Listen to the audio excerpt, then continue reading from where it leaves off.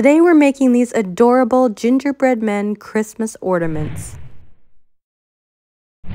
Hi friends! For this project you're going to need rope, butcher's twine, some really sharp scissors, and I find it helpful to have a macrame board and some T-pins.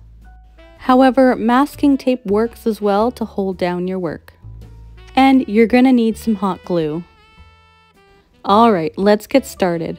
On your small 10-inch strand of butcher's twine, we're going to attach 4 of our 60-inch cords using a lark's head knot. To tie a lark's head knot, you want to fold your cord in half to find the center. Then with the center loop, place that behind your butcher's twine, and then thread the long tail ends through that loop. Then just cinch up your slack, and that is how you tie a lark's head knot. Repeat the same process 3 more times, so you should have a total of 4 lark's head knots on your butcher's twine. Also, on a side note, if you ever find that I'm going too fast for you, feel free to adjust the speed of this video by tapping the 3 dots on the top right corner, or you can always go check out my knot tutorial playlist. Okay, take the 2 outside ends and we're going to tie what I like to call a gathering square knot. Place your leftmost cord across all the center cords, forming a loop on your left. With your rightmost cord, place that behind and through the loop of your left. Then cinch up the slack all the way up to the top. Then repeat the same process but on the opposite side. So form a loop on your right hand side this time, and then with your left cord, place that behind and through the loop of your right. Next, we're going to increase on the outside cords and do 1 regular square knot in the center. Grab another 60-inch strand of cord and fold it in half to find the center. Place that center behind the first 2 sets of cords. We're going to tie what I like to call a floating square knot. It's tied just the same way as a regular square knot, only our cord is not already attached.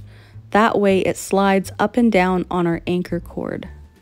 And because it can slide up and down, that's why I named it a floating square knot. Once you've tied your square knot, slide it all the way up to the top. Now with the 4 center cords, we're going to tie just a regular square knot. For the month of November, I'm doing a macrame Christmas tutorial every single day for the entire month. So if that's something you're interested in, I invite you to subscribe, that way you don't miss a tutorial. Alright, we're going to tie another floating square knot on our last set of 2 cords.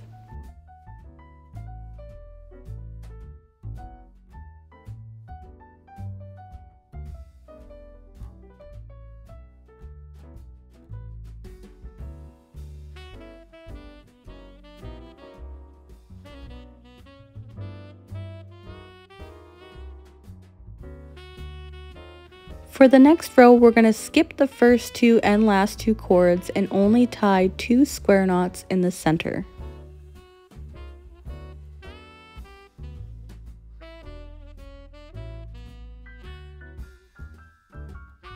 Bring back down the 2 cords you'd skipped, and then we're going to use the first and last cord and tie another gathering square knot.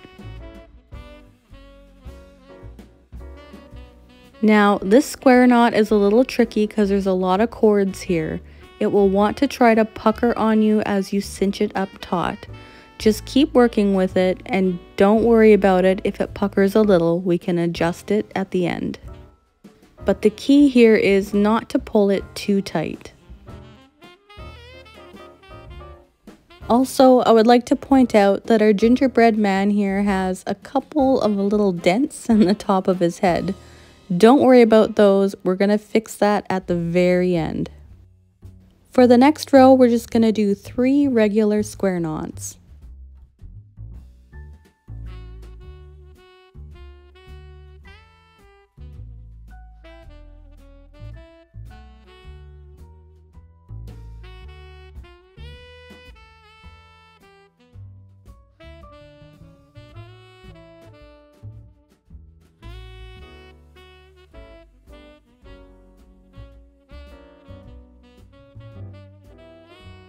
Now skip the first two and last two cords and just tie 2 square knots in the center.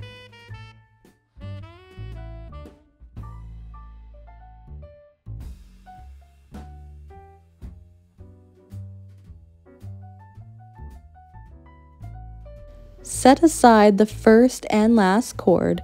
We're going to create his arms with those 2 cords. So grab your 30-inch strand of cord this time and fold it in half to find the center. And what we're going to do is we're going to attach it onto one of our side cords using a lark's head knot.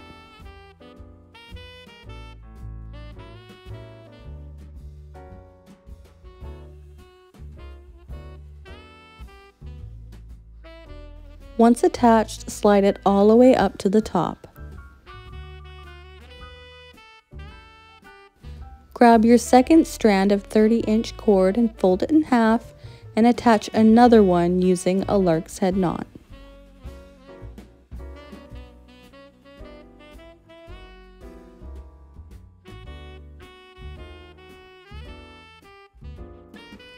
And of course, we're going to do the same thing to the other side.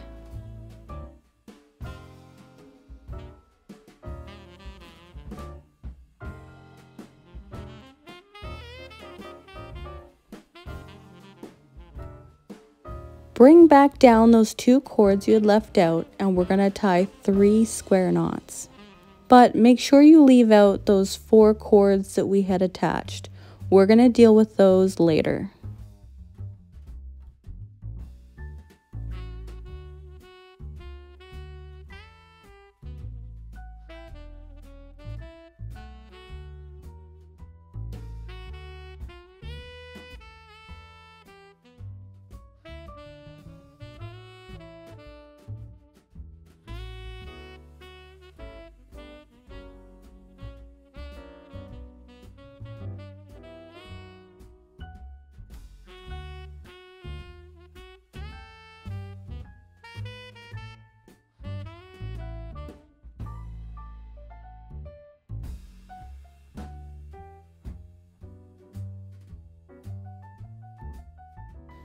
Next, skip the first 2 and last 2 cords and tie 2 square knots in the middle.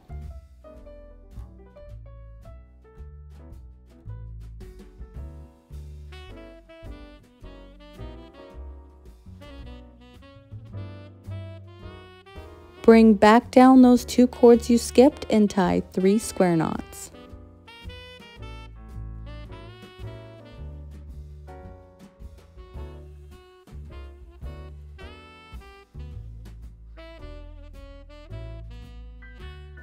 Skip the first 2 and last 2 and tie 2 square knots.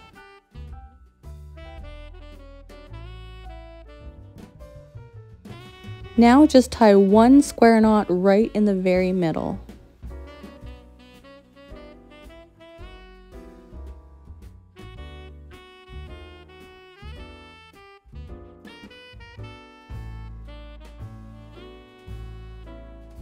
Divide your bottom cords in half and we're going to work on the left leg. Take the first and last cord and tie a square knot around all the center cords. And when you're tying this square knot, you want it to land at an angle here so that it follows the line of his torso. Next, we're going to tie 3 more square knots just below this one. So you want a total of 4 square knots per leg.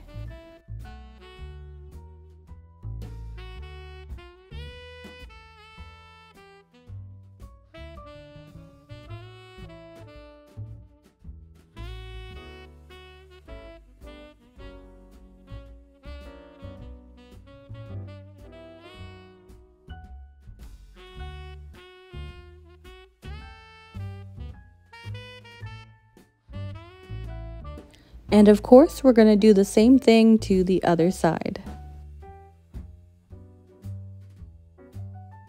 Alright, now we're going to do the same thing but to the arms. So unpin it from your board and turn it sideways. This time we're only going to tie 3 square knots.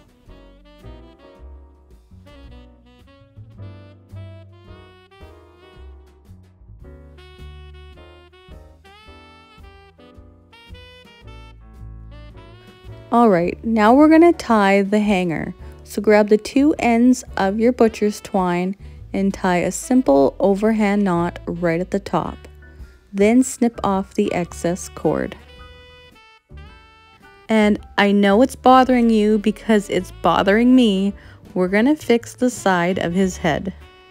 And my secret trick is to add just a tiny bit of hot glue and then push the two ends together. Hold it there for just a couple of seconds and voila, we fixed one side of his head. Now just repeat to the other side. While we have the hot glue out, let's finish off the ends of his arms and legs. I like to fold the two outside ends across, snip off the excess length, and then I take the center cords and just leave a bit of a tail so I can fold it back over. It's kind of like wrapping a Christmas present. Now if you wanted to be fancy, you could grab a tapestry needle and just weave in the ends. Alright, now we're going to add the icing, which is a long strand of our butcher's twine. To do this, I like to add just a thin line around the outside of our gingerbread man and then just outline it with the butcher's twine.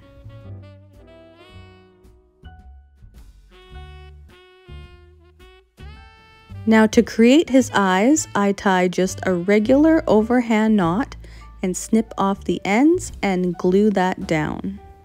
I use a tiny scrap for his mouth, and then for his buttons, I tie another overhand knot, but I don't cinch it up all the way taut. Now, if you enjoyed this tutorial, I think you'll also love my mittens. Click the link on the screen now, and I'll see you over there.